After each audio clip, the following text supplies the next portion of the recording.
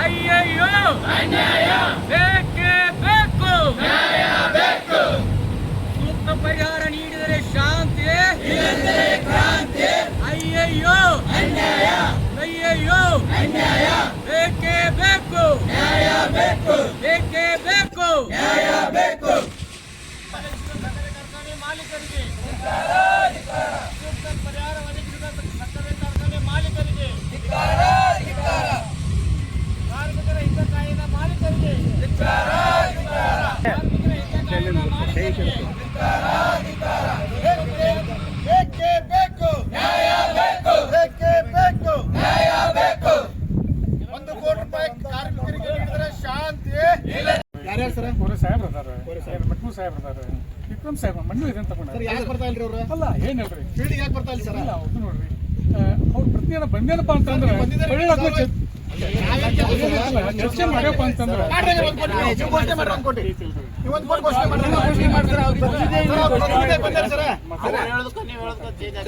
ಅವ್ರ ಪ್ರತಿನಿಧಿಯಾಗಿ ನೀವೇ ಘೋಷಣೆ ಮಾಡಿಬಿಡ್ರಿ ಸರ್, 1 ಕೋಟಿ ರೂಪಾಯಿ ಕೊಡ್ತು ಅಂತ ಹೇಳಿ. ಆಮೇಲೆ ಅವ್ರು ಹೇಳ್ತಾರೆ ಪ್ರತಿನಿಧಿಯಾಗಿ ನಾ ಘೋಷಣೆ ಮಾಡೇನು, ನೀವು ಕೊಟ್ಬಿಡ್ರಿ. ಕವರು ದಯಮಾಡ್ರಿ ಈಗೇನಿತ್ತು ಏನಿತ್ತು ನಮ್ಮ ಸಾಧ್ಯ ಅದು ಮಾಡಿದ್ದೇವೆ ಈಗ, ಮತ್ತು ನಾವು ಪ್ರಯತ್ನ ಮಾಡಕ್ಕೆ ಇಷ್ಟಕ್ಕೆ ಮುಗಿದಿಲ್ಲ, ಇಷ್ಟಕ್ಕೆ ಮುಗಿದಿಲ್ಲ.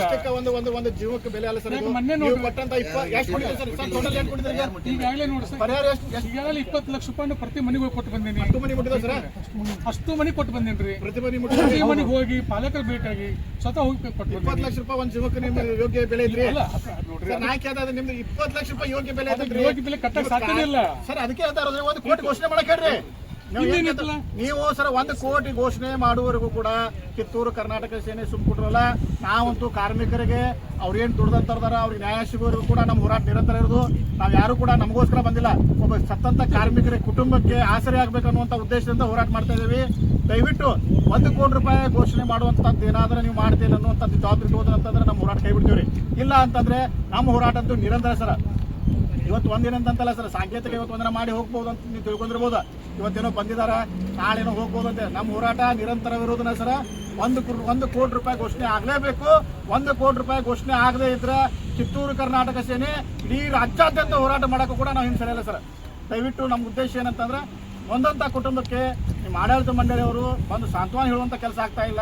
ಜೊತೆಗೆ ನೀವು ಯಾರು ಕೂಡ ಜವಾಬ್ದಾರಿ ತಗೊಂಡ ಎ5 ಪೇಪ ಅವ್ರು ತುಂಬಿದಿಲ್ಲ, ಅದನ್ನ ನಾವು ಕೊಡ್ತೇವೆ ಅಂತ ಅವ್ರು ಬಂದ್ ಕಾಸು ಯಾರು ಆಡಳಿತ ಮಂಡಳಿ ನಾಯಕರು ಇದಾರಲ್ಲ ಅವ್ರು ಬಂದು ಹೇಳುವಂತ ಆಶ್ವಾಸನೆ ಆಗ್ತಾ ಇಲ್ಲ. ಯಾಕಂತಂದ್ರೆ ತಾವು ಒಬ್ರು ಕೆಲಸಕ್ಕಿದ್ದಂತ ಒಬ್ರು ಕಾರ್ಮಿಕರು ತಾವು ಕೂಡ ಸರ್. ದಯವಿಟ್ಟು ತಾವು ಒಬ್ರು ಕಾರ್ಮಿಕರೇ ಸರ್. ಅಲ್ಲಿ ಈಗ ಒಬ್ರು ನೀವು ಕೆಲಸಕ್ಕಿದ್ದಾರೆ, ಯಾರೋ ಅವ್ರು ಏನು ಹೇಳ್ತಾ ಇದಾರೆ ಬಂದು ಹೇಳ್ತಾ ಇದಾರೆ ಅಷ್ಟೇ. ನೀವು ಯಾಕೆ ಅವ್ರಿಗೆ ಬರ್ತಾ ಇಲ್ಲ, ಅವ್ರ ಬಾಯಿಲೇ ಯಾಕೆ ಬರ್ತಾ ಇಲ್ಲ? ಮಾಲಕರ ಬಾಯಿಲೆ ಬಂದ್ರೆ ಅದೊಂದು ಏನೋ ಜನರಿಗೂ ಕೂಡ ಆ ಮನೆಯಂತ ನೊಂದಂತ ಮನೆಗಳಿಗೂ ಕೂಡ ಒಂದು ಶಾಂತಿ ಅನ್ನೋದಿರ್ತದೆ, ನೆಮ್ಮದಿ ಅನ್ನೋದು ಸಿಗ್ತದೆ ಸರ್. ಬಟ್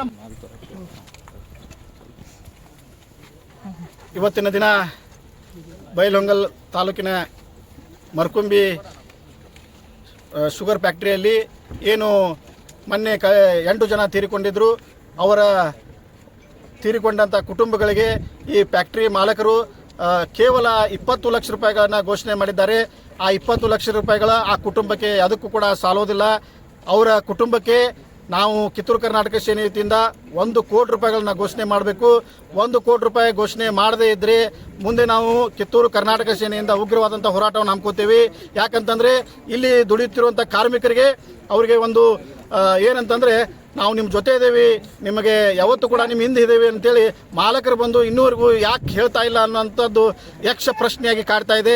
ದಯವಿಟ್ಟು ನಾನು ಮಾಲಕರಿಗೆ ಎಲ್ಲರಿಗೂ ಮನವಿ ಮಾಡ್ಕೋತಾ ಇದ್ದೀನಿ, ದಯವಿಟ್ಟು ನೀವು ಅವರಿಗೆ ಎ5 ಪೇ5 ತುಂಬಿದರೆ ಅದನ್ನು ಕೂಡ ಸರ್ಕಾರದ ವತಿಯಿಂದ ಸರಿಯಾಗಿ ಅವರಿಗೆ ಬರ್ತಕ್ಕಂಥ ಅನುದಾನವನ್ನು ಮುಡಿಸುವಂಥ ಕೆಲಸ ಪ್ರಾಮಾಣಿಕವಾಗಿ ಮಾಡಬೇಕು. ಅದರ ಜೊತೆಗೆ ನಾವು ಕಿತ್ತೂರು ಕರ್ನಾಟಕ ಸೇನೆಯಿಂದ ನಾಳೆ ಕೂಡ ಬೆಳಗಾವಿಯಲ್ಲಿ ಇದೇ ಹೋರಾಟವನ್ನು ಹಮ್ಮಿಕೊಂಡು DC ಅವರಿಗೆ ಮನವಿ ಕೊಡ್ತಾ ಇದ್ದೀವಿ.